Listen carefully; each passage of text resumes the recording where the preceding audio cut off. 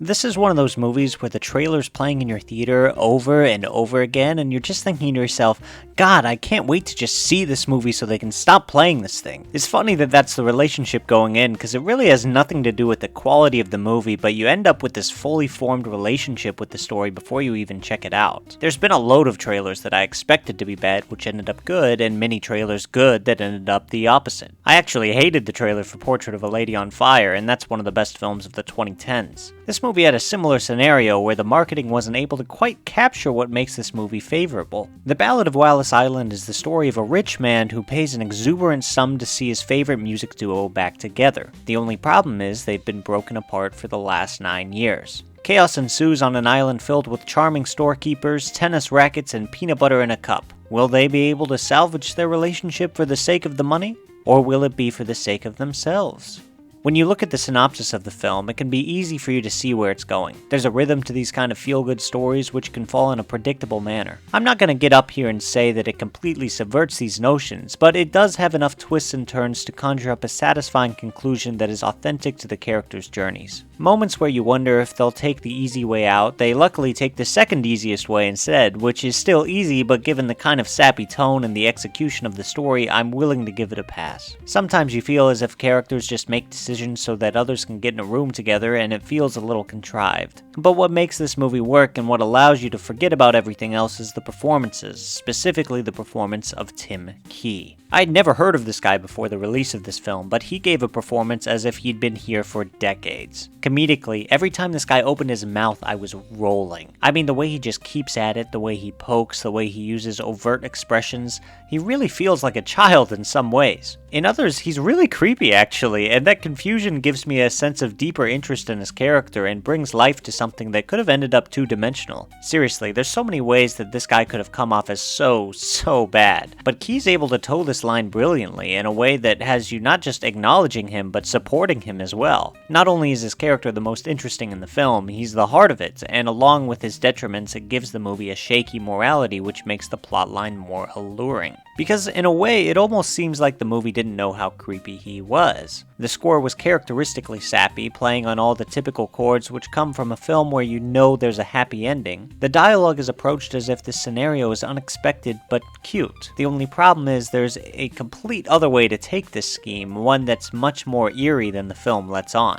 I found this to be a similar sense like Hitman, the movie with Glenn Powell that came out last year. That film had all those same happy beats, but ended in a very disturbing way that was treated as if it was not disturbing. I found myself wondering, is the movie so dry that I'm missing the wink at a camera? Or do they truly think this is fine? In which case, what the hell am I watching? Wallis Island is about a man who pries into these people's lives to an unpleasant degree, using his money to coerce them into reliving past traumas. I wouldn't say it's a healthy thing to do, but in a way, the film's commitment to that optimistic angle gives the story a morally gray element which left me thinking more than if the conflict had been handed to me. I just don't know if it was purposeful or not.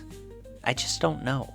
But what I do know is that they were able to utilize the island's charm in a way that enhanced the story. I definitely want to go live on an island now because of it. Landscape shots were especially well done. Something about the brisk beach was very alluring. Other than that, it's not like the shot selection wowed me to my core. It clearly wasn't the priority of the director, taking a backseat to more of the character work instead of intruding itself. And for that to work perfectly, the characters have to be perfect, and while they were good, I did feel like they were missing a dimension or two. The conflict was well realized, and I think the actual story was good for what it was, but it's possible that it moved in a way that ignored life's endless complications in favor of telling something simply. Certain characters, while charmingly performed, were clearly just plot devices to give our main three motivation. And that brings me to Carey Mulligan and Tom Basden, whose relationship is really the crux of this whole story. They don't go too far, they're mellow, their acting decisions have meaning. They may even be a little too mellow though, as it's hard for me to latch on to anything I find memorable about their work now that I'm a day or two away from the film. Carey Mulligan certainly brings it. I think she's a small step above, and I think her placement within the story is certainly a benefit that allows her performance to speak. Basden's work though, it seemed to me like it was a little too passive, relying on the story to give wind beneath his wings when his character didn't actually have that much wind to give. It struggled struggling artist turned commercial, that's what he was.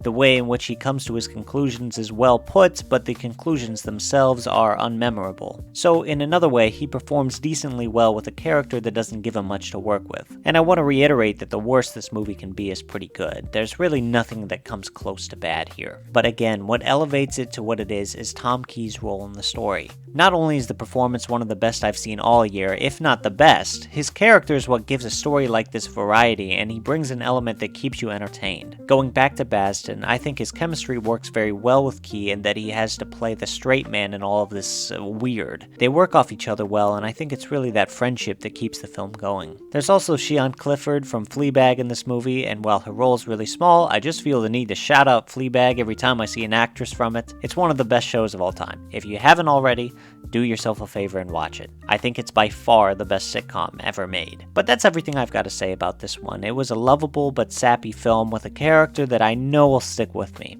I hope to see more of Tom Key in the future, and if you're looking for a textbook comedic performance which stays on Earth, I think this is the right film for you. If you've had a long day and you're hoping for a dose of easy optimism, this movie may also be for you. For me, I'll give this film a red turtle.